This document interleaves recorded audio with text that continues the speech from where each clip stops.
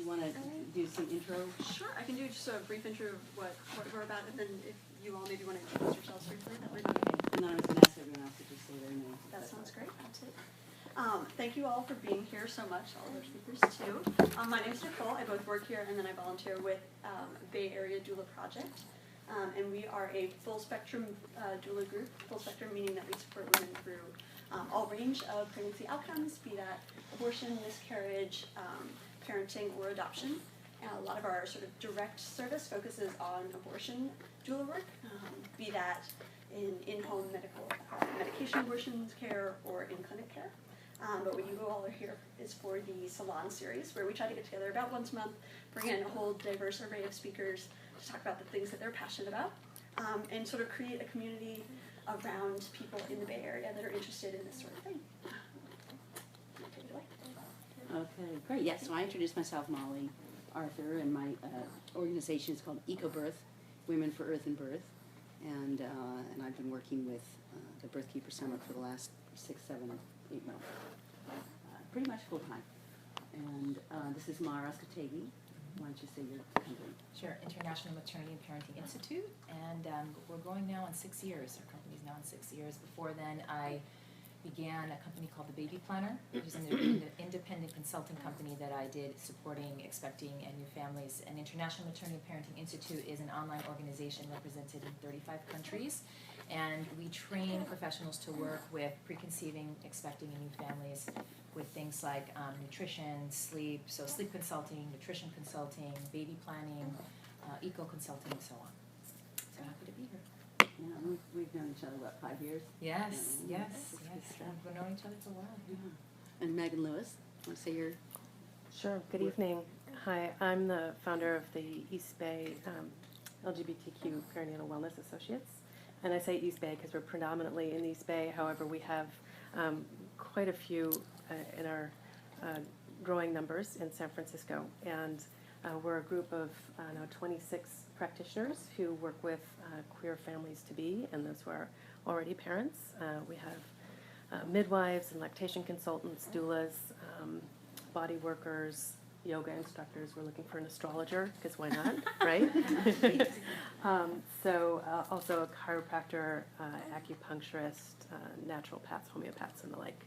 I'm also the founder of Integrative Perinatal Psychotherapy. It's my private practice, and I work with families, all families, from preconception, pregnancy, birth, and postpartum, and do quite a number of groups for those who have had unanticipated birth outcomes or are healing and recovering from cesarean birth or neonatal loss.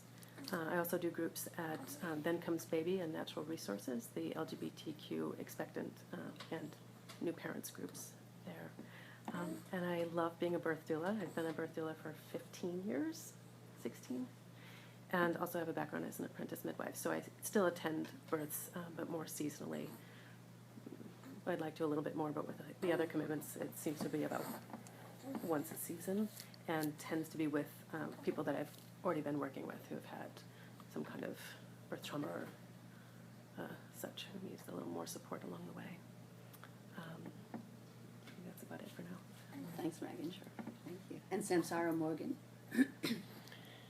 Was a general introduction? Well, yeah, your work at this point, your work.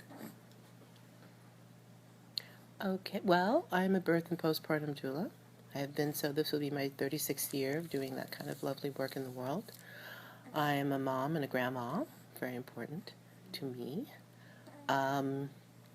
I am the founder of Nia Healing Center, and that my practice is the focus on giving support in many different ways to families, helping people build strong families, decide what their family looks like, how their family walks and talks, whether there'll be young ones in their family, and how will they have them, and all of that stuff. I am also a doula trainer. I've trained doulas for approaching 18 years, and the doula part of my work is called Bay Area BirthKeeper Doulas, and I've been honored to train quite a few wonderful women and see a few of them go on to become midwives. That's very exciting to me. Actually, that's my goal in life. I promised the goddess I'd leave 1,000 midwives behind me. So I'm doing good. I'm doing good. I'm also working on being an apprentice midwife. That's been an incredible journey, and I'm not going to stop till that's done. Recently, the founder of the Oakland Better Birth Foundation, and the focus of the foundation is going to be spreading information about holistic birth options and parenting options, and also we'll have a funding component to assist families in paying for holistic birth care, like for both doula care and midwifery care. Thank you, Samsarah. Thank you. So let me find out, what's our time period on this? So, on just introductions or for the whole No, night? on the whole thing. We need to end probably at 9 o'clock. Okay, so, yeah, certainly, I think that's the latest. Because I was going to suggest that you guys do similar introduction of yourselves and your work, if you might. And then what we want to do is we want to talk about, where our journey has taken us to become self-defining ourselves as birth keepers.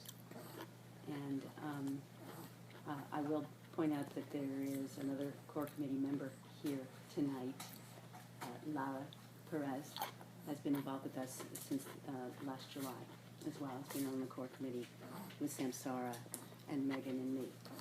And Mar's helping us with the marketing and been involved as well.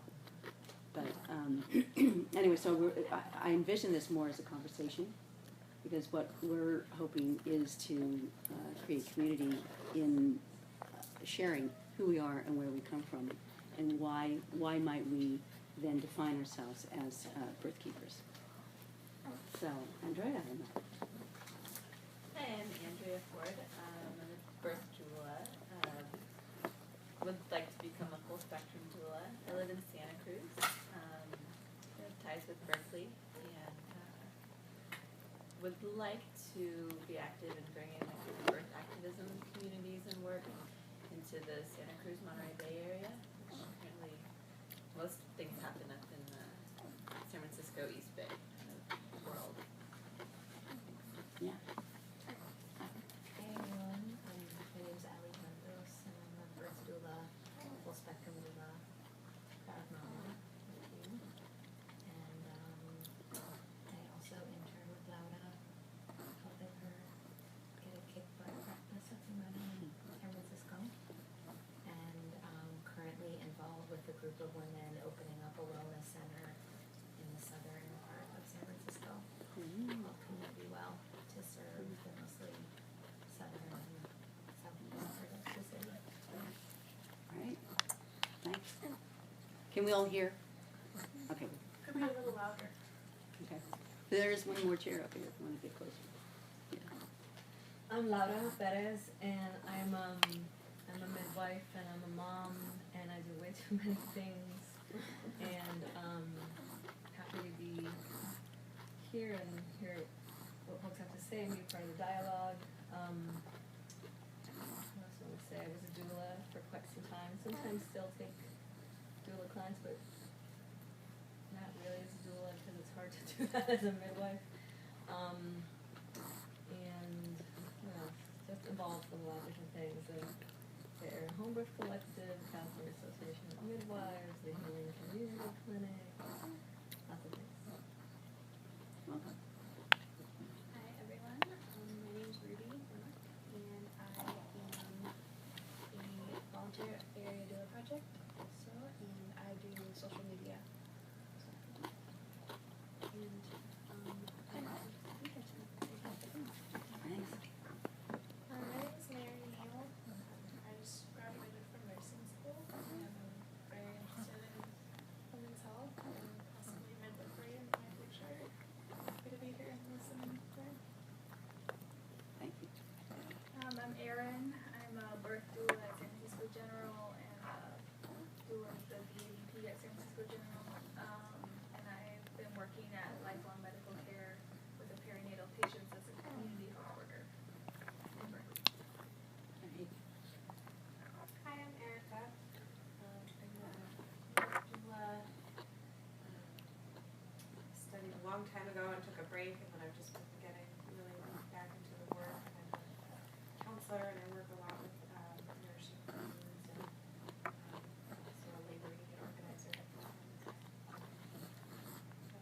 and I just started volunteering as a general. Right. Up here. Yeah. My name is Lauren. I'm a full spectrum doula. I volunteer as a general as well as a birth doula. I also work at homeless prenatal program. And I recently was accepted into a program in Massachusetts to become a nurse practitioner in women's health. So I'll be moving in September to pursue that. Yeah. I'm Laura, and I'm interested in becoming a doula or a midwife, so I'm getting a feel for it all. Great. Welcome. I'm Irina, and I'm a doula and chiropractor. I have a practice 2 blocks away, and just looking to support this community, and a lot of background in working with women and children as a social worker in San Francisco, and just looking, just expand my mind and what's going on in this area. Great. Welcome. Thanks. Hi everyone, my name is Diana Amaya, and I am a student at Lengthwest Chiropractic in Hayward. And I'm here to learn because I don't know anything yet. Hi, my name is Judith. I'm also a student at Live Chiropractic in Hayward. And I'm here too because I love this whole idea of having a home birth and being knowledgeable in the ways that you can have birth as opposed to just going to the hospital. So I'm here to expand my mind on that. Great. I'm Lucy, I'm a volunteer with the Bay Area Doula Project. Thank you all for coming. I'm a birth doula, full spectrum doula, and on my way to live free school, moving out of California in a few days. So it's going to be my last Salon. Where do you go do that? Moving up to Oregon. So it's so great to have everybody here. Thank you. Well, so I'm thinking that we probably want to explore a little bit about what the idea of a birth keeper may be, and then we'll talk about it as well in our own lives. But it's been a process trying to understand where the broadest vision of what we might want to think of as far as having a maternal focus on what's happening in our world. Like, I'm kind of skipping ahead, but I'm just going to say, I think the difference about being a birth keeper is that we will look with a nurturing and caring and compassionate view on how our world is being run and what the systems are doing now. That's the easiest thing that I would want to say. And we have values that we think, would be appropriate if we were to first consider Mother Baby, Mother Earth. What would be the paradigm difference if we were thinking first about the relationship that we have as life givers with those who we give life to, and of course those from whom we were given life, because we are all brought to life through a body and embodied, and that relationship is immutable. We have one mother, and so there's broader ways of looking at what that might be as well, and how that's defined. And I think as a birth keeper, what we want to do is welcome all dialogue and all discussion. And that's why I think it's important for us to talk, with each other and see who's in the room here and who's been called to kind of have this conversation. Because it is a conversation. But ultimately, it's meant to be one that leads to action for us. Because my sense is, and I may not start, but I can tell you a little bit of my story as to why right now I think we need to act in this world and change what's happening. And it's fine to educate and have conversation, and it's essential, and that is to broaden our perspective and to see a view that may be someone else's, and to have clarity about where we've come from and who we are, and then be able to find the commonality and the higher calling for our own selves and work together to change what really are truly oppressive, harmful systems particularly for women and birthing women. So that's what, anything you want to add, you guys, about BirthKeeper definition, and then we can talk about our own, how we got there. Meghan? Well, just to kind of give a little bit more background, I have a lot of ways that I identify as a queer, pagan, solo parent by choice, ecofeminist, birth rights advocate.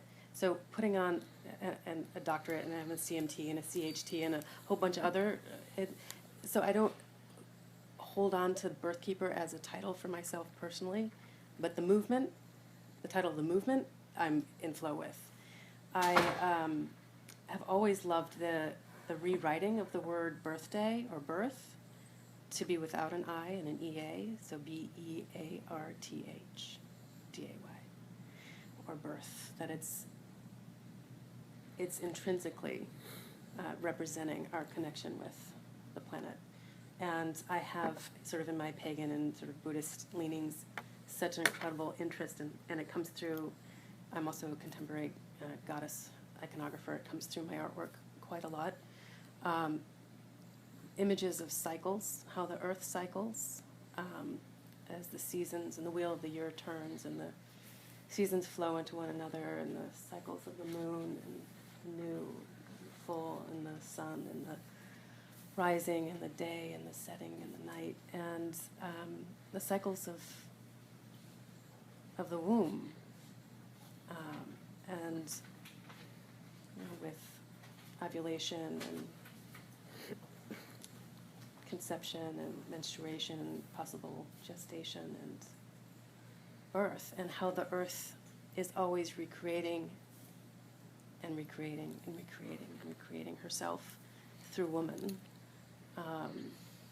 And those cycles of the newborn and maiden, mother, crone, and newborn, maiden, mother, and crone, over and over and over again.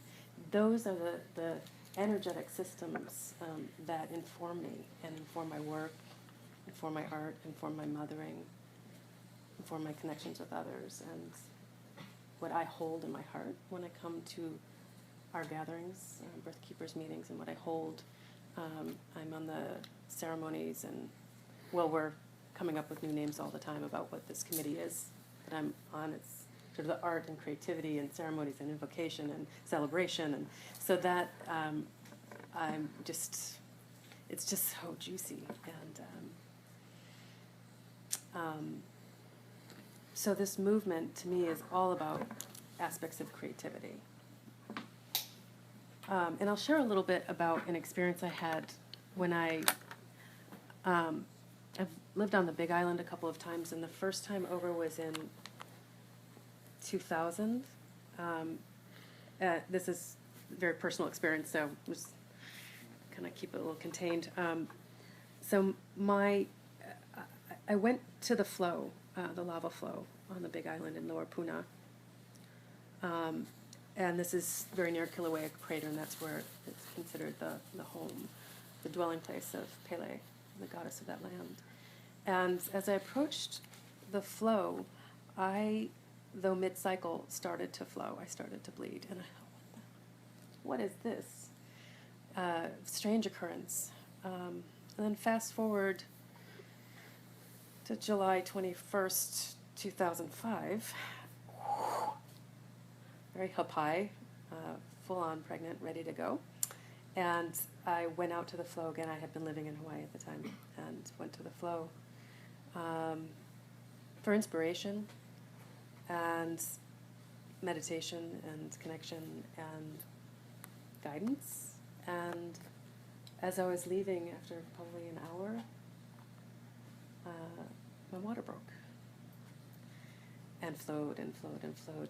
So that part of the land of the Big Island has informed me in so many ways, and looking at it as the earth constantly rebirthing herself from the magma, the lava, the blood coming through, and right now she's creating this little island of think 100 miles south of Big Island, Luihi, I believe. And the earth is always creating, and always creating and creating and creating through us in form. So when I stumbled upon BirthKeepers, it just resonated in so many ways for me. And so here I am. All right, here you are. Personal experience. Thank you so much. Samsarah, do you want to offer some sense of BirthKeeper for you and why it works for you or appeals to you? So we're talking journey now as well as? Right. As well as definition for you, what you might think is the BirthKeeper definition. Well, for me, it's a very literal thing. To be a birth keeper means to keep birth safe and keep it sacred, keep it holy, keep it as a vehicle for creating bigger human beings. Birth can be a channel by which a woman finds her deepest, biggest self. And communities that allow that to happen with mothers and children get to be big, deep communities. And so for me, it's about keeping that alive in a culture that seeks to chronically slaughter it. And a bit more personally on that, I mean, I'm an African-American woman, so and what I found out about myself in living my life is that I come from many generations of women who've been involved in birth. And we are blessed to know in our family that our ancestor who was brought here against her will from Africa was a midwife. So and it took a long time before I even knew that. So I was a birth worker and birth keeper because it was in my hands to do that. That's who the women in my family are. And it's a tremendous gift to have that knowing from that first woman who was brought here. It's been a grounding understanding of myself. The joy of that knowledge and the abject pain of that knowledge fuels my existence. And it fuels my work with clients. For myself, the birth of my own children was an awakening. I have a very abusive childhood background, and the first thing that I ever did in my life that I felt proud of and that I felt the first glimmers of empowerment, there were many more to come, but was the first big, like, oh my gosh, I'm valuable and precious and amazing, was giving birth to a set of twins when I was 19 years old, unmedicated. 10 days past their due date. I just want to say. So, you know, that I thank my children on their birthdays every year because, you know, they chose me to be their mom, and I'm very grateful, and they helped give me the beginnings of my life. That overall, I'm a very blessed and lucky human being. And I think that birth can be that way for anyone who chooses to birth. And there's too many traps in our culture that help defray from that. Also, you know, this culture doesn't make money if we're all walking around being big and powerful and secure. It makes a lot of money if we're abjectly depressed and hate our bodies and hate ourselves and don't get along with the men or women in our lives. And there's all kinds of industries built up on our misery. So it being happy and joyous and empowering is a revolutionary act. And with my work with all kinds of moms, I'm also blessed to work with all different socioeconomic groups. My big love is for teen moms because I was a teen mom. And but in all stages, in all areas, when women choose to bring babies into the world, there's so much there, and there's so much that we're supposed to get from each other as women. And so I do try to provide that in my work. There's also, you know, a great deal of pain in this country for women of color. It's pain for all women because our statistics are not really good for women of any race or socioeconomic group, but particularly for my group, African American women, we are more likely to die in childbirth, and our babies are more likely to die before they're 1 year of age, and that's not because we can't have babies, it's because we live under patriarchy, and we live in a situation in a society that hates us. So I'm always ringing that bell. I'm always reminding women of color that you're not broken. There's nothing wrong with you. And here are the steps we can take to overcome these negative messages and to help you birth beautiful, big, fat babies. As there were plenty of us in slavery. There wasn't a crisis of black babies when slavery was going on. So it's not that. We can have babies under incredibly stressful situations, but let's choose to have our babies enjoy today. And that's a big part of my work. So, BirthKeeper. Thank you. Thank you, Samsarah. Yeah, I'm getting different takes. Mar, what would you want to say? Yeah, so After I BirthKeeper and your absolutely journey to it? can resonate and echo with what everybody has said here so far. And I would like to add to that, for me in particularly, the part that I resonate really most with, although I resonate with all of it, is the healing aspect. I feel for me, birth is an opportunity to heal humanity. And when we heal humanity, we heal the earth. When we are able to allow ourselves to awaken to what really is there, what a child really is and represents, and not get caught up in our own patterns, because we get, from our ancestry and our lineage, there's so much patterning that happens over time. And children are born with that, but they also have this amazing magic in them that they are also very free and open and not so stuck until we continue then that pattern that was, on a cellular structure brought onto them. And then if we keep on repeating that to them, they, of course, will repeat it on and on. And so for me, I unexpectedly became pregnant. I was in a new relationship within 4 months of meeting. We were online for like 8 months and then meeting in person. 4 months I became unexpectedly pregnant. And I was in Ojai, California at the time. I actually met him in Hawaii, but we ended up in Ojai, California for a summer trip, and that's where I became pregnant. And I did not know at the time that I was going to end up being pregnant and then staying there and having my firstborn there. And Mary Jackson, I don't know how many of you know her, she ended up being my midwife, and Ray Castellino was also, I did not know at the time, like, how lucky I was that this was my first experience with these people, these amazing people. And so they took me through a birth journey and process also with their dad because I have 2 children, I have a 7 and a 2.5, but took me through a whole understanding of my own birth and what I went through, and it was really awakening, really eye-opening, and then I recognized through that experience the kind of lack of support that was there from them, but also on a much more cultural level, the lack of support. My friends and family were on the East Coast. My children's father was from Hawaii. It's just, I recognize culturally there's really not much there unless you really seek for it.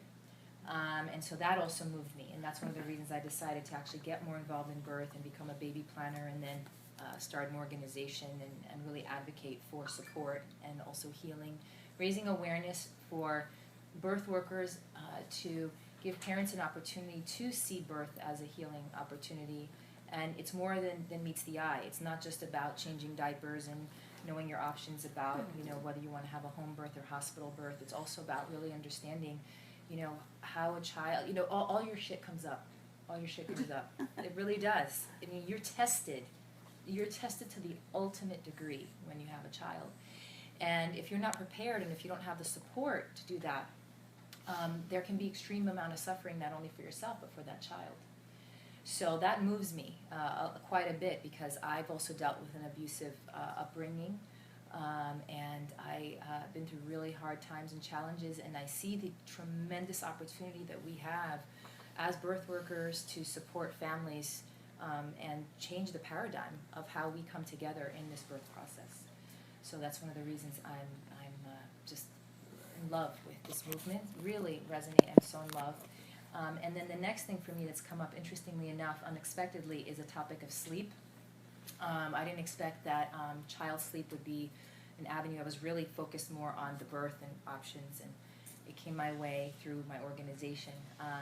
And one of the reasons I'm passionate about child sleep is because people involved in the child sleep training or consulting usually start working with families when the child is 4, 5, 6 months of age. And by this time, parents have already been sleep deprived for quite some time. Usually the mom has been sleep deprived since pregnancy. And when sleep deprivation occurs, of course, tolerance levels and things like that diminish. And child sleep training and consulting usually is looked at more from a behavioral approach. And in the same way we perceive birth, many of us now more holistically, and understand that it's not just this, in and out and hospital, and it's not this. How do you say? It's we're not robots, right? So I'm very passionate about not only supporting the birth process, but then I feel like the next initiation is sleep from birth, and then how a child sleeps in a family, and rest, because our culture is so on edge and stressed out and lacking rest and lacking sleep.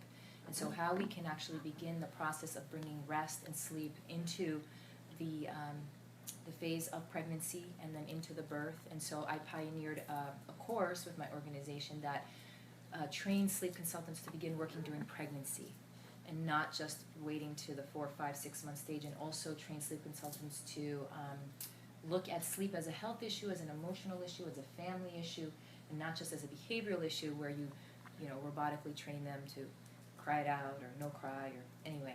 So for me, BirthKeeper is just really everything everybody has said, but primarily the healing aspect, healing in all these regards that I've been talking about.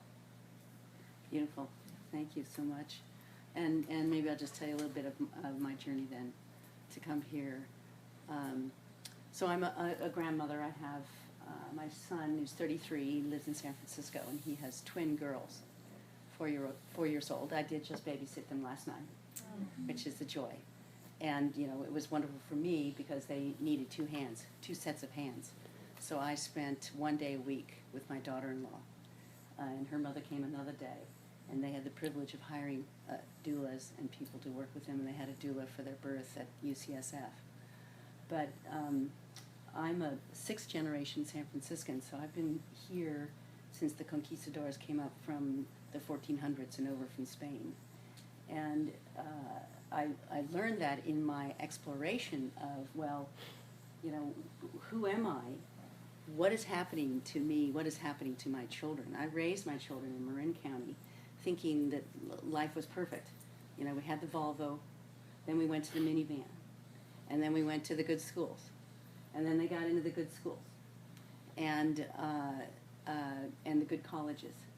And 2 years of grief after my children left, I'm looking around, I'm going, what is really happening in the world that they will inherit when I'm well and gone?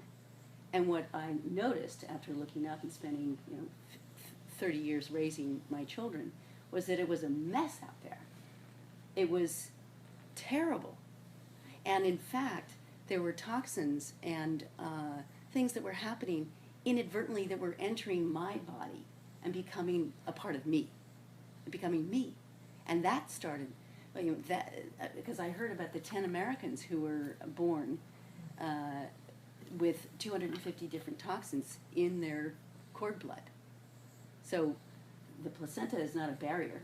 That's one myth that's gone. And then our breast milk that we feed our children is tainted. It's tainted, and that's pretty hard to face. It's very hard to face, and it's hard to look around and go, well, what happened, Molly, on your watch? The 30 years that you were making these precious children, hell's gone to the world's gone to hell in a handbasket, in that old phrase. And so I took it very personally. It's a very intimate thing that your body is altered by something that you don't consciously understand is happening. And that's what I realized was happening to me and was happening to my children and my grandchildren.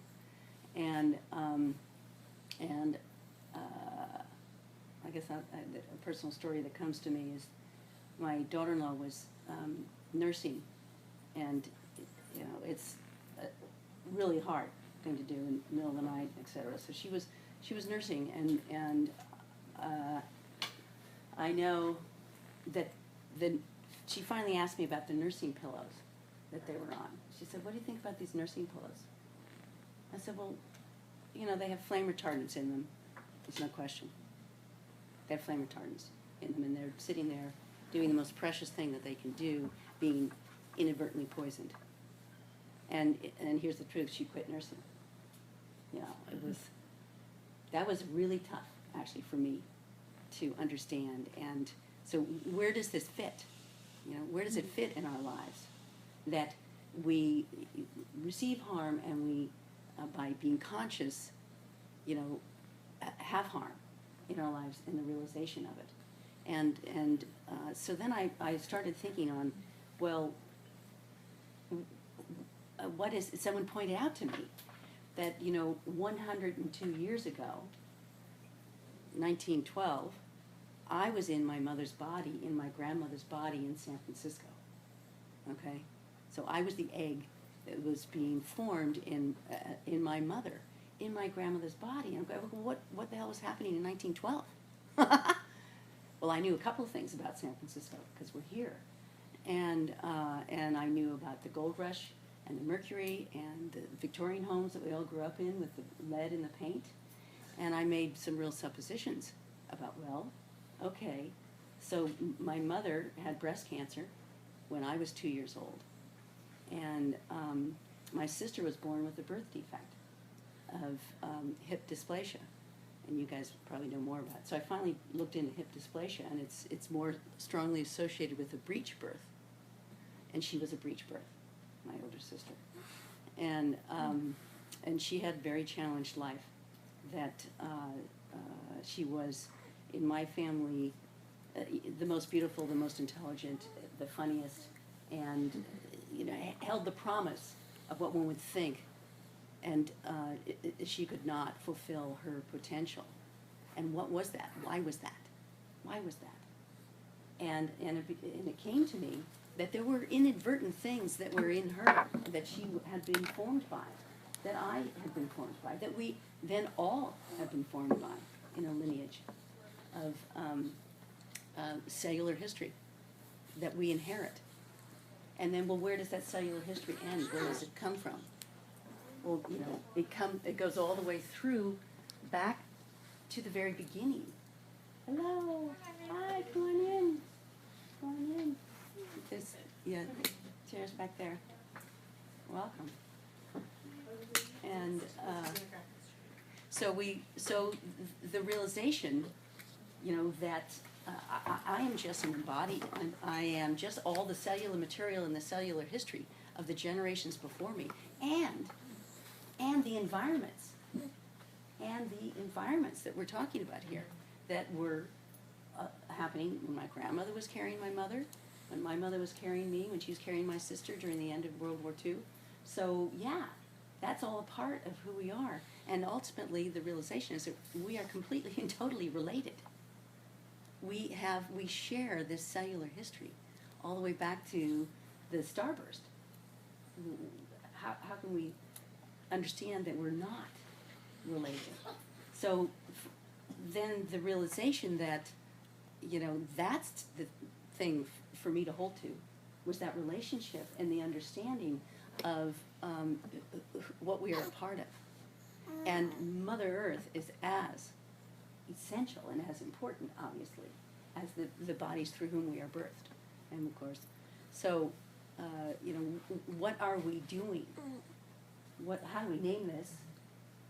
You know, and you name breast milk being tainted, and what happens?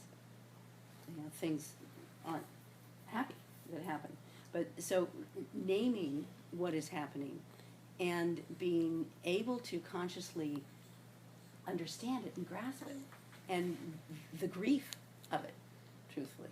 There's a grief that we have as women, as life givers, I think, about what's happening to us and what's happening to Mother Earth. And Joanna Macy helped inform that for me. I don't know, has anyone heard of Joanna Macy, the great turning lady? So she's in Oakland, and she's 80 years old, Buddhist. And for the last 40 years, she's been talking about the relationship, how we are an integral part of the earth. And therefore we literally feel what is happening to the earth, because we are the earth. And what's happening to the earth is the destruction of what we're allowing to happen to our mother, what feeds us. So there is that to face, that consciousness, it seems to me, that's so important. And so how do we become conscious? How do we accept the truth? How do we work together to support each other? And how do we then look at, well, how was this all perpetrated? This is interesting history. We got to know what the hell's been happening here. And I think that and then what do we do together to change this, if we were to open our eyes and our minds to what that is? And so I invite conversation about that, because it's deep stuff for us. It brings up many things. So let me tell you, it's not easy to kind of walk into what we're seeing, what we're living, and what we have to be aware of. And then we must, it seems to me, open our perspective to include all the different cultures that have different experience. And I can talk about my lineage and the perpetration of violence that my great-grandfathers have done specifically. I know there's books written about it. And my great-great-grandfather perpetrated one of the largest Native American massacres in the United States during the Civil War.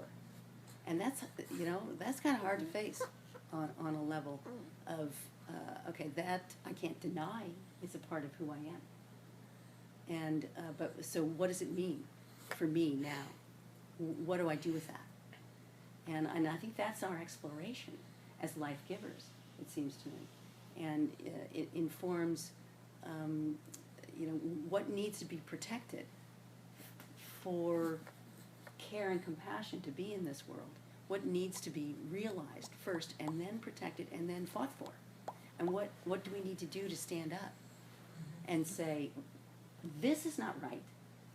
This is not, I can tell you it is not right that my breast milk is tainted. That, on no level, is okay. So then, what do we do about that? It's a dilemma. So, I invite you guys to help me here. Help me here. Yeah, so I just want to thank you. It's beautiful. Thanks so much.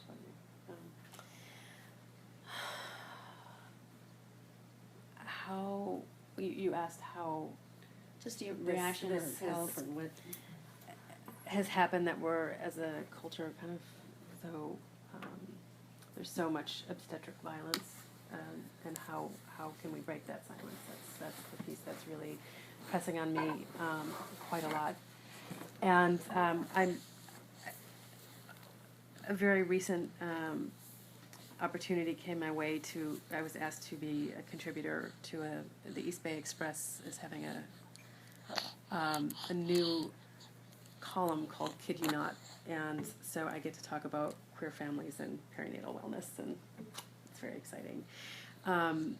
And one piece that I was looking at in the section called, well, it's really, the article is called Getting Hit to Birth, and really informing families about better birth choices, and kind of what to be aware of if they're intending a birth in a hospital. So there's a part that's about, it's heads up, something about the frank facts on breech birth. And there's a lot of information that I came across in researching that the obstetricians are no longer practicing breech delivery in hospitals because it's fading out, and there's no one left in the know to be able to train them. And the interesting flip to that is that those that are in the know are traditional home birth midwives who will eventually be coming around to train them. that's my hope and trajectory, and that there will be a way ultimately to resolve the damage that has been done by the medical establishment in our relationship with our birthing bodies. The 40% cesarean birth rate, the revenue is twice as much as a vaginal delivery. It's absurd what's happening. And I do believe that in so many ways in this country it ties back to the Inquisition and the murdering and burning of millions of witches and healers and midwives. And indigenous people. It was exactly the same time.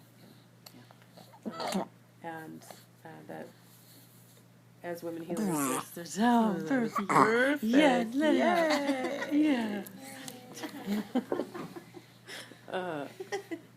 We're rising, and this is what this movement is about. And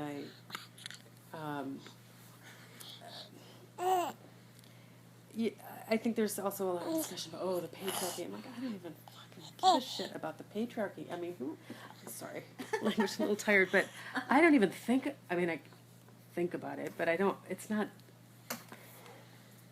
I'm not so concerned about bringing it down. It's like we're just expanding as healers, and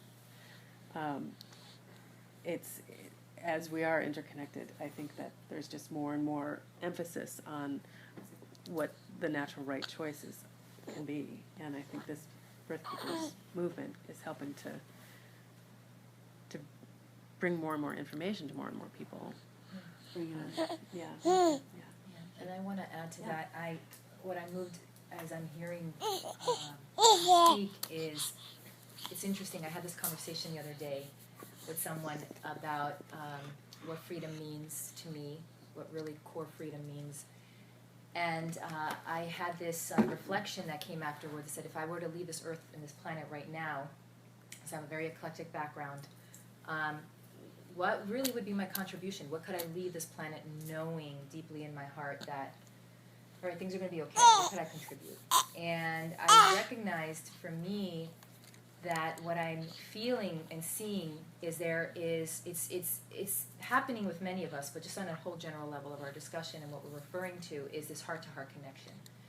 I feel if obstetricians and doctors and all, these people committing murders, people were out of their heads and really into their hearts, really embodied, really feeling into that deep heart connection. And not just a hallmark, like a real deep connection with themselves. That naturally will allow for a deep connection with the earth, a deep connection with each other. And there's a lack of that. And with the whole culture now, so much distraction. We are so distracted by so much right now that it's very difficult. It makes it hard for us to connect. This is amazing that we're doing this together. This is like a beautiful thing. This needs to happen more and more and more, much more than social media and much more than so much else. If we continue to just connect with one another as human beings, just showing up and expressing to one another and really allow for the heart to be the center of everything, I really do believe that the intuitiveness and the logic that needs to happen to understand with all these horrible things going on in our world will start to work themselves out very naturally. And I really feel it's just, heart. And with what Molly said, what's happening too, I think part of the reason besides space and distraction that's very difficult is if you're toxic, if your body's toxic, if you're sleep deprived, so if you don't have the right nutrition, if you're living in an environment that's really abusive or painful, if your body, it's difficult to be in your body, it's difficult to have a heart connection. So a lot of that is also really understanding this relationship we have with our bodies, education, and really support systems around that so there could be a balance. And it's not about perfection, eating perfect or sleeping perfect, but it's just really understanding the dynamics of how we're influenced by toxic chemicals and lack of sleep and lack of nutrition, and how that influences then our own relationship with ourselves and our heart connection, and then how that influences the heart connection we have with others, and then the world. So for me, that's what's come up here, is just really recognizing that, and I don't know, that's why bonding, I'm just really as birth workers, just the more like this, I mean, this is just so beautiful when we see baby and together, just bonding. It's just more of that, more time for that, more time for bonding with each other. I have 2 little ones, a 7 and a 2.5, and I get really busy, but really just, okay, I need to make some time, really, on every level. Even if I'm sometimes working, I'm still bringing a conscious awareness that they're there, they're here, we're connected, and I'm not totally unconscious about it. Yeah, thank you so much. Yeah. Different perspectives, so interesting. Samsarah. Yes, Reactions? I'm soaking up what everyone's saying, and it's just so nice to have a little baby on your lap when you're talking about these things. I feel like we're living in a very, very urgent flashpoint kind of a time. And I don't think that what's going to happen will just organically take care of itself. Although, there are cycles, and I guess if we look at it that way, it will in some way or another. But I also think it's real important for people to take a lot of really direct action right now. There's a concerted, in my opinion, is a really concerted, deliberate effort to take rights away from human beings, to take reproductive rights away from women, to take parents' choices away in medical care for their kids, and to just cripple us emotionally and spiritually as human beings. And I think, that the process has been going on for a long time now. Whatever we call patriarchy was like the beginning of that, but I think it's really revved up in the past few years in a way that's very disconcerting to me, because I do have a granddaughter, and I would really love her, and I have a beautiful grandson as well. And that what they can expect, what they can expect in their life is not going to be even half of what I was able to have. And that's not right. Last year was the first time that children were born into this country that have a lower life expectancy than the generation before them. It's the first time in the history of the country ever. And that wasn't on the front page of Time magazine. It should have been. Should have been. So I think that we have to work really hard in a very clear, pointed, and deliberate way in order to have, in order to be human, as opposed to be, as opposed to being rendered part machine or part of a GMO cocktail. Like, we have to decide what we want humanity to be, and we have to fight for that and fight for it hard and do it without fear, because the way these voices are talking to us are to generate fear in us, to make us make the worst possible decision. Because if you're afraid, all the access to higher thought and decision making is not available to you. So if I'm going to make a decision about, say, vaccinations because I'm afraid, you're probably not going to make the best decision for yourself. Right? If you're going to make a decision about, do I want to have a child, do I not want to have a child, and you're making that decision out of fear, that's probably not the soundest, clearest decision. And I'm all for, I struggle with this, and I have my own inner peace with this subject because I'm a Catholic woman, and it's hard work being in this world and walking that path. And I do support that women need to make clear, insane choices for themselves in their lives, and that no one else should interfere with that. And I just recently supported a beautiful client who had just had a child less than 2 years ago, who found herself pregnant again, and watched her abject pain as she tried to find some way she could manage to have this baby. She wanted her baby, but she could get no help from anyone in her community. Even her mother abandoned her in the most abysmal, disgusting way. I won't get into that because but I'll just say that her own mother just disrespected her and abandoned her. And so she had an abortion. And everyone tells her what a wonderful choice she had. That was no choice for her. She did it because she didn't want the baby that she had to suffer, because she knew she couldn't do to. She wanted the baby inside of her. And so I really want women to have real choice. And I'm glad. I talk about the fact that I'm Catholic, and I'm glad that she understood that she could curl up with me and we could cry for her baby because nobody else would cry for that baby with her. And so we had ceremony and said goodbye, and we talked about how much God loves her because she's a good little Christian girl herself. She's a good little Baptist girl, and I was a good little Catholic girl, and we got to love each other up. And, you know, that conversation has to happen too around, like, it's not always just, well, a choice. It's sometimes a between a rock and a hard place. And to me, that's not choice. So let's have real choice for women. Let's have resources available so that if you could possibly have a child, you would. Let's have information available so that women don't have to get pregnant before they're ready. And all of that is available to us if we look back in early humanity, if we look back to our foremothers, that was all available. It didn't come to us magically with the birth control pill. So I'm all for authentic humanity and powerful women. Thank you, my dear. So I'd love to hear from you guys. I actually think that I'd like to ask Laura if she would like to, if you feel so inclined at this moment, to share with us your BirthKeeper sense of why you're involved with that. I think I referenced it in one of the last meetings we had, and that is that I have always felt that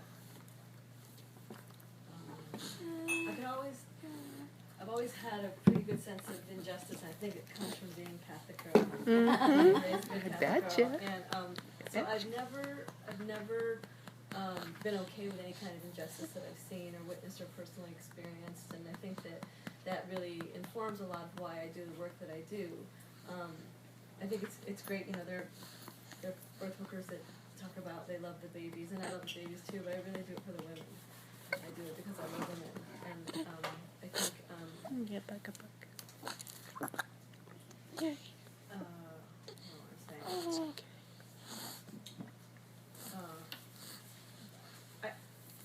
I feel really comfortable with it being a political act to do women's liberation work, to do the work that I do, and you know, it's challenging, but I really try very hard not to push my own agenda on anybody.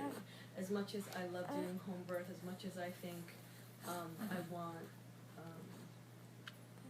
clearly a lot more women to have home birth than is currently happening. What I know is that it's kind of like I feel like it's important for me to default in knowing that if women have accurate information, they will make the best choices for themselves. So that, you know, some women will want to birth in a hospital, and I think that's okay. You know, some women will elect to have a C-section for whatever reason, as long as they know what that means, then that's it's an empowering choice for her. So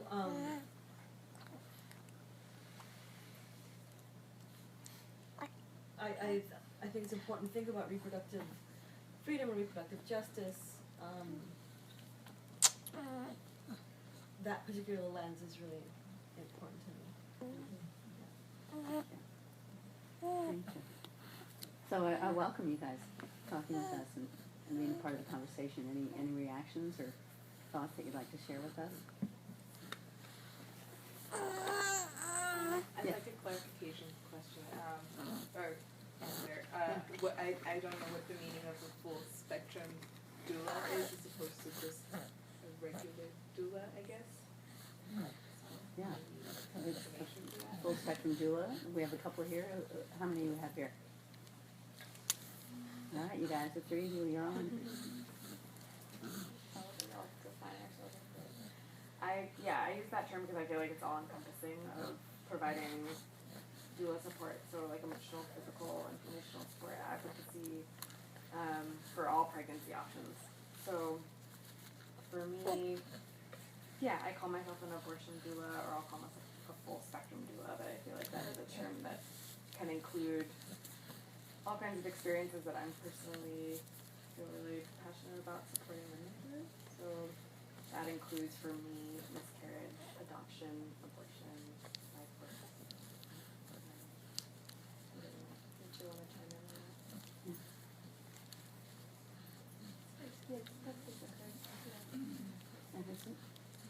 Okay. So any sense, you guys, Allie, you want to say anything? Yeah, surviving the stillbirth. So, you know, I think, to add, like, to the definition of full spectrum doula, I just call myself a sister. You know, I think I was lucky enough to have my own sister, and my sister by choice, was to have my own children. At my birth, at the loss of a baby, and it was awesome. I think that so many people in the world still have that and live in intergenerational communities where probably by the time they hit puberty have seen multiple births and regard it like with positive regard. I definitely know, you know, my 3-year-old and 6-year-old know a lot about birth already, and I'm really happy about that. I would like that to be, you know, part of their lives. So I think just the showing up and being a sister in the present moment with a woman, no matter what is going on. I mean, death doulas, you know, I mean, illness, I think, the way that our world lives right now, where a lot of us are disconnected geographically from our families, have lost a little bit of the glue,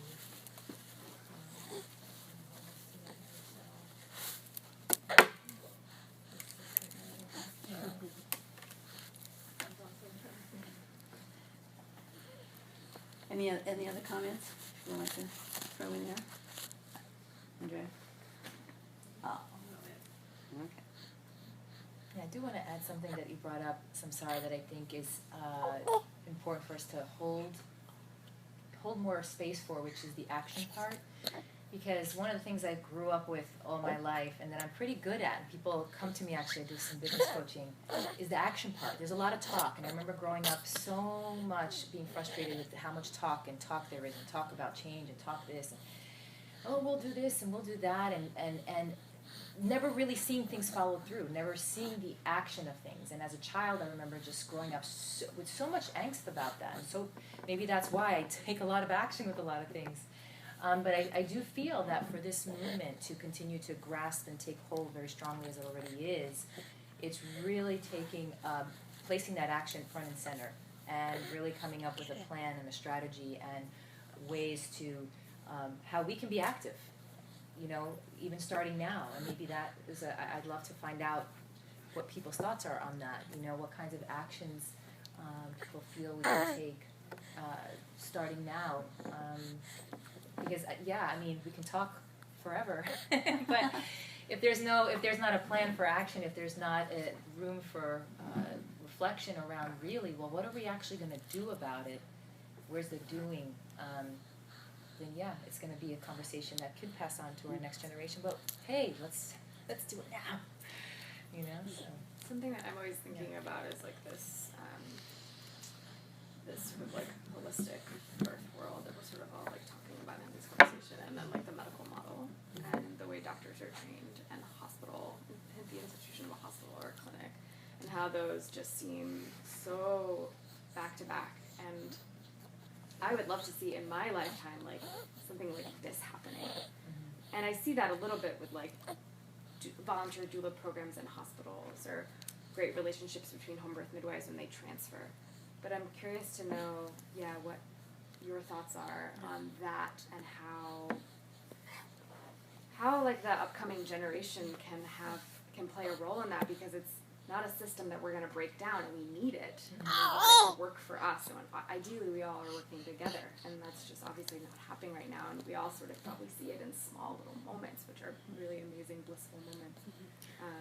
But that's something I think about a lot, is like how to actually work with such a rigid and like deeply rooted system.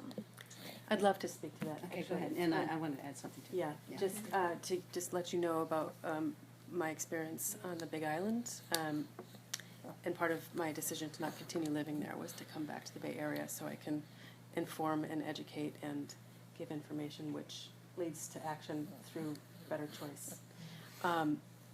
I was becoming preeclamptic, and so it wasn't safe for me to have a home birth, being 2 hours from a hospital. I felt my midwives thought it would be better that I work in a birth center, which was in a small town called Waimea, and it's a family birth center within a larger hospital. It's very small, but a bigger hospital setting. And it was the brainchild of the physician who created the pacemaker, and he wanted to have a birth center where allopathic and naturopathic medicine was practiced under one roof. So I've not done the research, so I can't really validate it, but what the OBs there shared with me and the midwife, that he had worked with healers, kahunas, feng shui folk to figure out where the building should be best positioned in relationship with the ocean and Mauna Kea, the dormant volcano. And I want to just give a plug for the OB that tended me, is a fabulous witch from Vermont who, at the end of the pushing stage, decided that, well, I'll just share, my son was occiput transverse, so it was a 7-hour pushing. And she told me as an intervention that she would recommend was that she turn the bed. And I looked at her and said, oh, I don't know what that is. What do you mean, turn the bed? Literally turning the position of the bed from my head going, I think, north-south to my head then face it from west to my feet and birthing to the east. And after a few more surges, my son was born. And she was doing some preliminary research on this, that the ley lines, the energy bands around the planet are formed in a particular way that give energy or reduce energy. And her theory was that by shifting the bed, there'd be more of a surge and more support from the earth and the natural energies of the earth. Wow. Who knows, right? Is she documenting this? Is she running tests and finding out the validity? Is there a direct correlation, or was it just, thank God it was done? But I have hope from that, we tune into the power of the earth. Being able to labor with the feet in the ground, on the grass, and the moon above, being outside in a garden, which home birth yields itself to naturally in some situations. People are fortunate to have a little lot of land. I think can really help so much in staying connected, staying in that heart place. I think having, well, okay, thank you. I think what I'd like to ask you guys, because I looked at what and listened to what your work is, and I haven't. Why don't you guys tell us your names back there? I'm sorry. Hi, Sean. How are you? Peach. Peach, hi. Welcome. And we'd gone around the room, and we have RNs and chiropractors and doulas.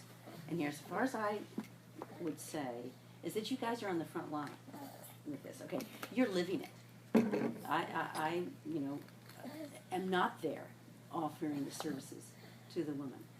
And I would love to hear from you all about what are you encountering now. So you kind of heard what we're saying, what our philosophies are about what's happening to the world and what needs to be done. So I would really love to take this opportunity to hear from you guys on what is your sense? Because you're out there doing it. Is there going to be change? Does there need to be change? What's happening with women? What's happening with you and how you're living your work and your vocation and your calling now with women? I'd love to hear that. Irene. In my experience, the strongest perception that a woman has in terms of how she wants to give birth is because of her peers and because of the support that she has around her, and she's already been predisposed about how she wants to have a child before she gets to us. And like everybody else in this room, there's very little agenda that's being pushed, and we just try to meet the person where they're at. We can go very deep with them and have a very rich in how they're really open. We can go very deep and have a very amazing holistic prenatal care and have a beautiful postnatal care and just have a lot of support and have a lot of give a lot of information, provide a lot of support for that. But I haven't really noticed like a change in one's mind, and I'm not trying to. I can just, if there's any openness, I can just expose them to new ideas. So a lot of women who come to see me who are pregnant are in later part of their pregnancy, unless they were just there before they're pregnant. Later part of pregnancy, 36 weeks, 37 weeks, and they somehow heard that, their baby's turned and they just want to give. This is a chiropractor. They're the last resort is a chiropractor that, some chiropractors know, there's a technique approach in chiropractic that helps balance your pelvis. So the baby can assume an optimal birthing position. Webster technique. That's Webster technique. Yeah, exactly. So they come in and, sometimes it happens, sometimes it doesn't. There's so many other factors involved. We don't say that the chiropractor turns babies. That would be really unethical and unscientifically incorrect. We just create more space and the baby assumes the position, or it doesn't assume the position. So I guess I really like just to meet people where they're at. It just can't happen any other way. What's been going on right now in our circles is the vaccination bill. It's coming up, and there's just a lot of work that's being done in the community about calling the representatives, and so I don't know I'd be interested to see what's going on in the doula community and how people are encouraging their women or families to speak out against the bill about mandatory vaccinations. Yeah. And I think I'm interested in the point that you brought up about, women come predisposed for being open or not. Do you have any sense that there is the capability of changing people's minds and changing women's minds in the culture now? I mean, what's your sense? Because you guys are out there doing it. I mean, is this a good idea? We're trying to, change the paradigm. What do you think? It's a very ticklish thing, because I don't think it works for the birth worker to have that intention of changing anybody's mind. But I think, as in most of women's work, by being a good example and providing the information, those who want to change, or those whose it's karma to change, will change. So, I think that's one of the big differences between patriarchy and other energies, is that patriarchy decides, well, I know what's right for you. I've done my little study, and that means that everyone should just lockstep and do what I say. And I think, what I would consider the hallmark of a good mother, a good nurturer, is that here is all the information, and pros with regard to immunizations, pros and cons. And then it should be up to that individual parent to decide what goes into their kid's body. And it's not, the one of the issues I have with this, I've been screeching like a stuck chicken on Facebook about it, because it's like, firstly, it's amazing that we have to even fight for this. And secondly, the immense amount of work that's going down to try to prevent people from having the alternate side of it, and then this calling people who feel differently crazy, or worse, calling people who feel differently dangerous.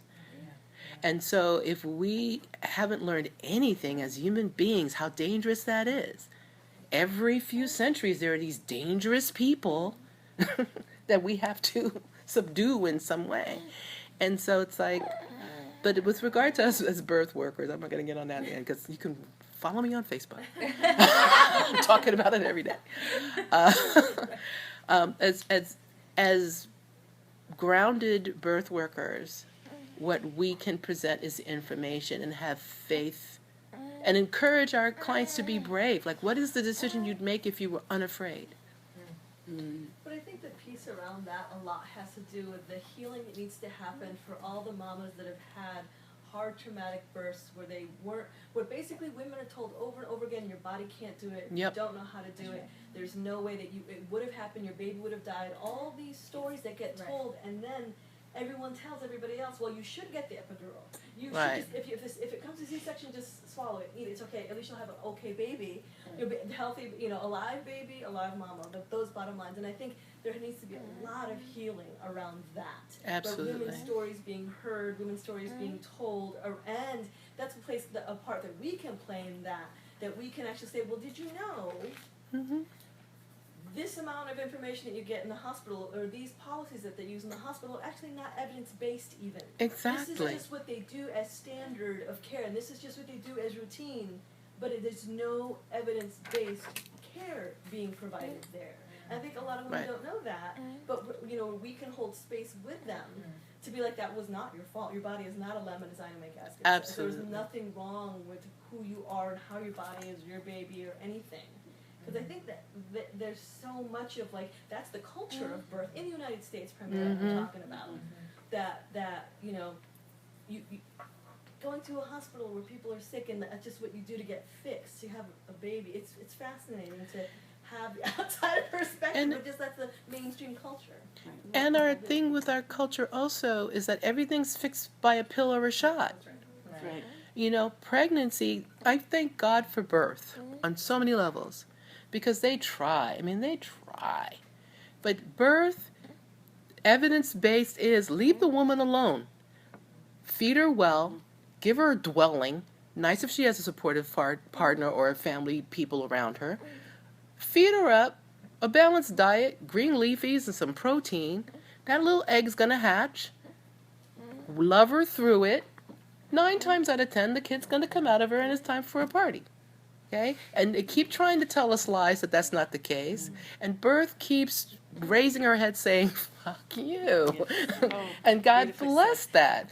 Quoting you. Birth is inherently dangerous. Yeah, and so for the most part, women can expect, but there's so much that a woman can do to bring that to fruition. I've seen women be completely unhealthy, screaming that they want a natural birth. Women who won't eat in their pregnancies, women who won't exercise, women who, I'm like, we got to give Mother Nature a hand here. So yes, birth is an incredible process. It's programmed for us to have resources, and we have to look at how our culture works, that women don't have access to food and shelter. In the United States of America, women can't get a piece of meat if they're meat eaters, or enough vegetables to grow a baby. We should be ashamed of that, just generally, just across the board. And then we take women, the women who have not gotten their needs met, and then they become preeclamptic, or they have these issues, and the doctor goes, see, your body doesn't work. Well, you know what? If you were malnourished before you got pregnant and then your body's trying to grow a baby from scratch, something's going to spring out of alignment, okay?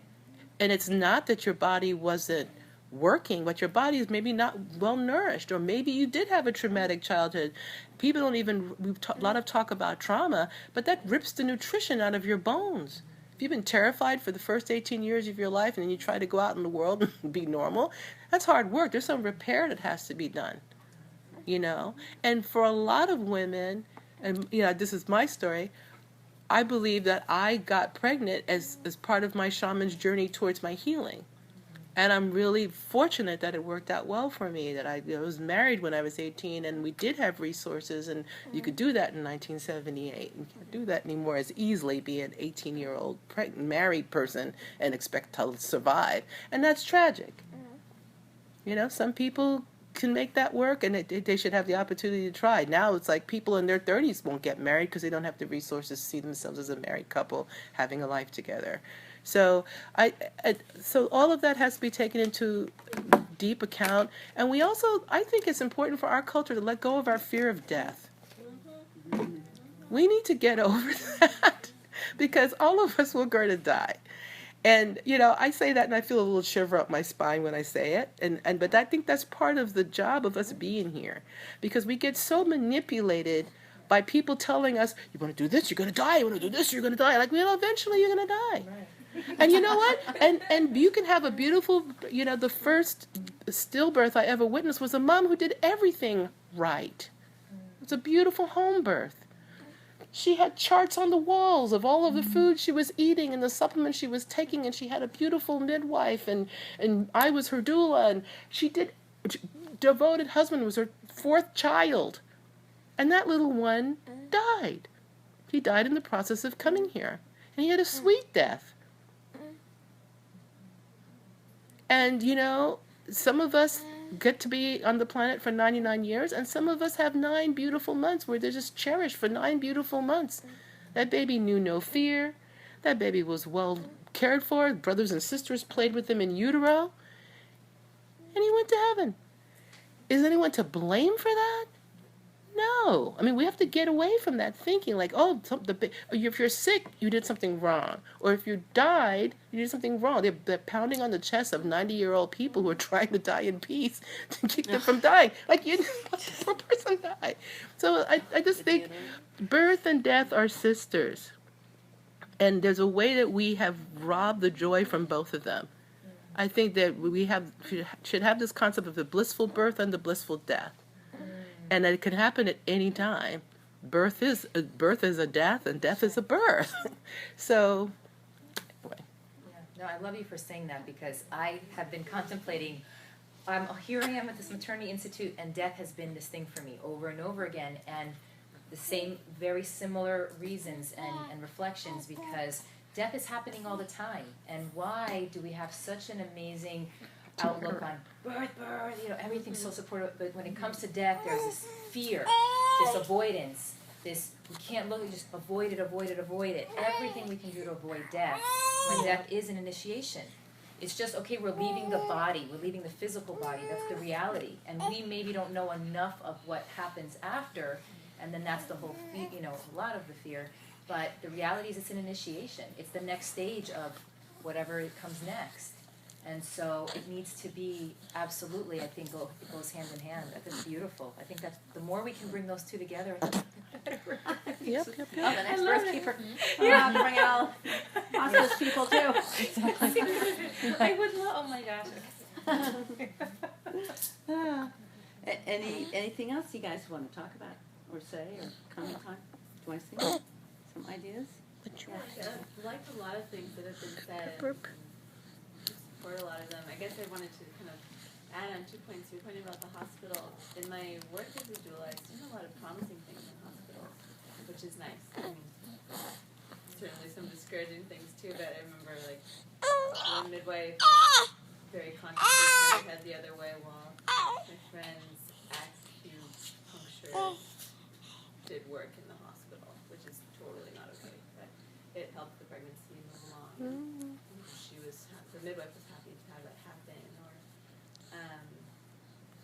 And then the second thing I wanted to mention was just how when you're trying to improve birth and health, there's just so many structural things that have to come first. And other people have mentioned this, and other people probably have more informed perspectives on it, but I've been volunteering with a maternity home in Santa Cruz for homeless women or women on rehab for drug abuse. And I remember going to birth class with one of my clients, and the teacher was pretty cool. It was at a hospital. She was doing a nice job, but she was emphasizing how to kind of set up your home environment and create a nest so that you feel, you know, comfortable, good place to come home to. And this woman has just been spending our car ride to the hospital telling me how she wasn't comfortable in her home. She didn't have a home, you know. She didn't like the house. She didn't feel safe anywhere. And so how can you have a blissful birth when you don't have a home, like the kind of basic starting point? And there's ways to deal with that, I'm sure, but a lot of the points you make are about people need to be able to eat and have health care, like, and then you can talk about well-being. So there's a lot of work to do. Yeah. Justice, you know, what is just that will enable us to flourish? And what is it that, you know, we need to step up to support? You know, I will say that on Sunday at the end of the BirthKeeper Summit, we're having an action. Laura, laughing. Oh, because of him. All right, we're having an action Sunday afternoon on the sidewalks in front of Moscone to demonstrate to ACOG. They're having their annual conference with 12 to 15,000 obstetricians and gynecologists. And, you know, what is it that we want to stand up and say? What is it that we want to stand for? And I do think that's incumbent upon us to actually figure out, you know, how do we speak up? How do we make clear what we believe and what we want? And this is kind of, you know, my interest in talking to you guys. I mean, you're there, you're on the front line doing this. But we want to be supporters. We want to say, you know, the meaningful action here is to support women in their capability of consciously understanding how to make decisions about their own lives and the lives that are dependent upon them. So mother-baby, you know, is one unit. It's one unit. And who gets to decide about mother-baby? Who gets to decide? The mother-baby decides. Not the state, not the laws, not the, you know, and then how is it that the woman is capable of making that decision? That's our journey, I think. That's where you guys are, literally talking, working, and helping women come to these decisions. And, you know, it's curious to me, because when do you say, you know, this is what you're thinking of, and I think you're framing it with around the fear. So if you're thinking in fear, then how do you think clearly? So does that resonate? Is that what you guys, do you think that's going to work for you out there? A lot of this work is very individual, so we are only speaking with the woman, and we're speaking with the partner. So when we talked about how the community informs the person's decision, how she's going to have the baby, and we're not reaching the community around her. So we think about how can we reinforce the concepts we're talking about today to the community. Right. This body's intelligent, birth is natural. Right. Are we having, should we, you know, get together at a festival, like a, you know, maybe, I know everybody's from somewhere else here, but, you know, and the Berkeley definitely has their, it's more affluent, so there's more things going on there, and that Oakland, I haven't seen much going on in terms of reinforcing the concept to the community that what you're talking about. Mm-hmm. So it reaches the partner, reaches their mother-in-law, reaches the family, friends. Right. So it's not such a like one-on-one type of thing that they're going through. Yeah. I think that's our challenge, and that what we're trying to figure out. That's why, you know, we're kind of committed to doing this action, so that, you know, we need to step up, and we need to make it visible, and we need to make it clear as much as possible that, you know, wake up all systems and all people involved, and I know how strong the influences are of our husbands and our mother-in-laws and our, you know, mothers as well. That you know, so we all need to be courageous enough to speak up and figure out what is it that we say. And I think that's our challenge. Samsarah? Oh, but What? Homina. What are we talking about? Oh, we're talking about. I just want to.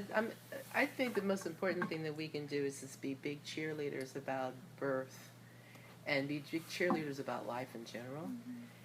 And not that life is always like a bowl of cherries, but the fact that we are alive is pretty miraculous. And, you know, this process of how we got here is really challenging because we're really complicated critters, but that we are designed to weather it with the right support. And so to get that support together on board and be grateful for medicine when it's needed, because there's a time and a place for everything. There's a time and a place where everything makes perfect sense. It's when it becomes part of a corporate thing where now we have a corporation trying to make as much money as possible that it becomes toxic and foul. Yeah? Some women need a C-section. It's something that will help her and her baby survive. Yes.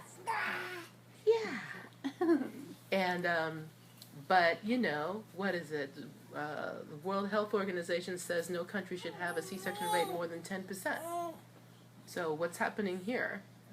And so, you know, we have to decide at the end of the day who are the most valuable people, like this little person or some corporate person.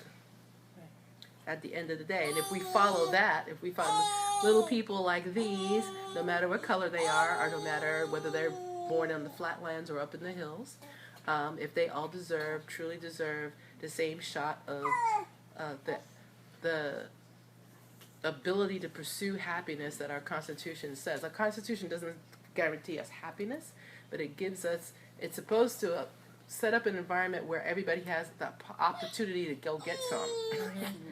And that's not happening. So the more we can have that happen, the more that I do believe that would be an actual trickle-down effect, because that will be happier people who will then have the time and the energy and the lack of freedom to value every blade of grass and every bug. We can't value that stuff because everybody's so deep into survival and so terrified from the moment we wake up to the moment that we die. And the way our birth is done in this culture, and specifically in this country, children are born terrified. You can see them in the hospital. You can see them. And everybody thinks it's normal. I know it's not normal because I've been blessed to see a lot of babies born at home. And everyone goes, oh, and the child is like, oh, dear Lord, what the hell's happening? And I think that's what's important about doulas, is that we know when the baby is flipping out. Let's get mommy and baby together. Let's get the baby on the breast. Let's get the blanket over them. We can mitigate. So, you know, even in that little way, every baby born in love is a triumph against patriarchy. And so that's why doulas should be very proud of themselves. I really want doulas to be proud of what they do. Look at this child. She's so amazing. I want doulas to be really proud of what they do, and to be really confident and brave and intelligent, and know that they save lives. Doulas save lives. People don't die because there's a doula in the room. And so as doulas go forth doing their work, I'm kind of like not happy with all this over volunteer doulaism going on. I think that being a doula should be a profession. You're a professional. We should all get paid a professional wage for what we do. Loving women or not loving women, and of course, you know, we give to people who don't have money. But I really want to see doulas be empowered. I want to see birth workers be empowered. To, you know, every birth worker has to be an example of living well and eating well for her clients. And if she's not charging what she needs to charge, or she's not working in a community that values her work, she can't do that. So, you know, that's another thing for us to kind of keep our eyes on it. We want to do our work, and we want to be able to have our daughters want to be doulas and midwives. And our sons. Excuse me? And our sons. I have a little doula. Oh, you have a little doula. Well, see, that's really important. I've seen a lot of midwives' offspring go off to be OBs. And there's a lot of reasons for that. one is it's really hard to be a midwife in this culture. You spend a lot of time away from your kids, and your kids don't get your love and nurturing. And then, overall, those kids are watching their home birth midwife mom struggle financially. And it shouldn't be that way. So you want to show your kids, as you're being an example for your clients, you're an example for the boys and girls that you're raising, that being a birth worker is important. It's a profession. But not a profession in a way that's stuffy and stodgy, selective and patriarchal. So. Thank you. Mar, just want to add? Yeah, no, I'm very moved, and it's transformative work. I feel birth workers. I mean, that's how I see it. It's transformational work, and just like Samsarah was saying, you're saving lives. You're just there, and I know for both my pregnancies, I delivered not twins, but both of my children were 9+ pounds. Oh, there, that So if it wasn't for my doulas, I had like a whole team for my first birth with Mary and Ray, and an assistant midwife and a doula. Excellent. And my second with Taj, I gave birth to him in the tub, and I had an assistant midwife and a doula. And if it wasn't for them, I mean, I hung on for my dear life because they were there supporting me. Nice. And yeah, that's just the power of what we can do, what you're doing when you're there. Because I know that I don't think I was like, is the baby almost here yet? Do I go to the hospital? Like, I was really at my edge. I was driven to my edge, and I consider myself a really strong person, and I was driven to my edge with both these births, and just having that support was tremendously amazing and powerful and transformative. So yeah, I think a lot of you raised some really great points about not necessarily meeting them where they're at, and then also trusting, like Samsarah was saying, trusting the universe has its plan, and you're planting seeds. That's how I see it. Seeds are being planted. When they come into fruition, when the change happens, it's not necessarily in our control, but you've done your work. You've put the information out there. You've created an environment that's open and non-judgmental without an agenda.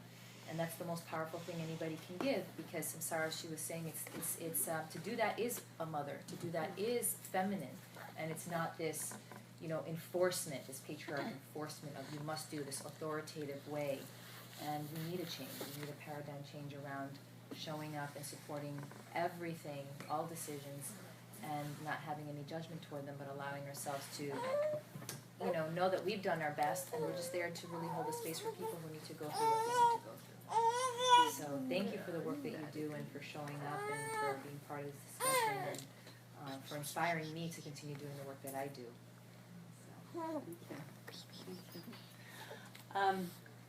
So I think that, it's interesting, Laura says, the political act, we can't be afraid of doing the political act. Because you guys are in there in the front line, but also what we need to do is to change this paradigm and enable the realization of what's happening be changed. So I guess I want to put in our little discussion about what the BirthKeeper Summit is doing. And first we're looking at what is it that is the oppressive systems that are happening. How do we name them? How do we language it? And how do we understand the internal oppression that we have, generations? And secondarily, how are we embodying this? This is what Michelle O'Donnell's going to talk about. And say, we are altering the human being in their evolutionary cycle. Whoa, this is kind of good. By changing how we are birthing and the mammal forgetting how to birth. That's what he's talking about. That if you don't birth naturally, that your body does not have the history and the understanding of that. So this is really an important, very large thing to learn more about. Then we're going to, Guji Cook will join us, and she's an indigenous midwife from Mohawk tribe. And she comes from a tradition that has kept its relationship with Mother Earth and with the understanding of what women are and what birthing women are. And she's brought back, midwifery to her tribe and her area. but, you know, she deeply grasped within her lineage that relationship that I feel many of us have lost with what we are as a part of Mother Earth. And then Loretta Ross will be joining us, and she's a reproductive rights justice worker. And she's one of the people who started coined the term reproductive justice, not just to talk about abortion, but the fact that this is a justice issue. It's a justice issue when we can't do with our own bodies and with our own children what is correct. What is our sovereignty? What is our autonomy? And as Samsarah said, it's going backwards. Let's get real. This is going backwards. And I have a 29-year-old daughter, and she doesn't see it. She doesn't realize it. I want to tell you that. That, you know, she thinks she's fully liberated because she's working, she has a meaningful job, etc. But she also knows that the state incursion on her rights of how she reproduces is being affected. So it is a major flashpoint for her as well. But it's I don't think there's that realization necessarily out there of where things are. So then we're going to gather and prepare for our social action the next Sunday. We'll have a closing and see where we are as a community, where we are as our definition. We will have probably gone through a lot of uncomfortable conversations because it's not easy to talk about what is happening to us. And there's many different views. We have over 48 workshops that we're going to have, and over 40 people on panels and on introductions, plenary, and 50% of the people who are participating as speakers are people of color. And that's on purpose. That's absolutely, completely on purpose, so that we can reflect what is happening in our culture and in our society right now. And it is taken a focus and a commitment to keep this framework of justice for us as women. It is, I want to attest to the fight that it has been in order to create this. And so I welcome you to come, be with us, see what's happening, see what it's like, be a part of where we are, because the truth is that this is groundbreaking. This is a paradigm possible shifter here. And, you know, when I explained to Loretta Ross what we were doing, she said, oh my God, this is exciting. I'm going to come, I'm going to spend the whole time. I'm going to be with everybody, and this is groundbreaking. And, you know, and it's right, it is. You know, what is worth our time? What is worth our time? And who are we spending our time with? This is meaningful work to try and change the world for the future generations, for you and for your children, and for all generations after us. So the invitation is open. The invitation is there. The focus on hearing, listening, and having dialogue is where we are. So 4 minutes ahead of time. Thank you so much for coming.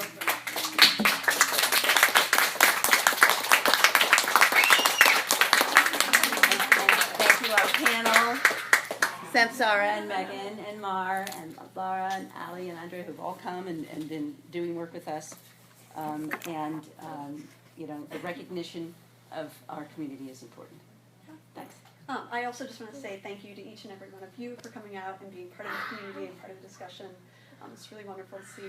And thank you again to our panelists. This was so wonderful. I think I'm not alone in saying that this gave voice to a lot of things that I've thought before, but to have somebody really say it in a way that's so powerful is incredible. And I have a lot to think about tonight. And thank you all so much, too, for sharing so many personal experiences. That was very special. We invite you all to stay around for a little bit, have some drinks and food. We do have a basket by the door if you have a few dollars to spare to help us continue to provide doula services and host events like this.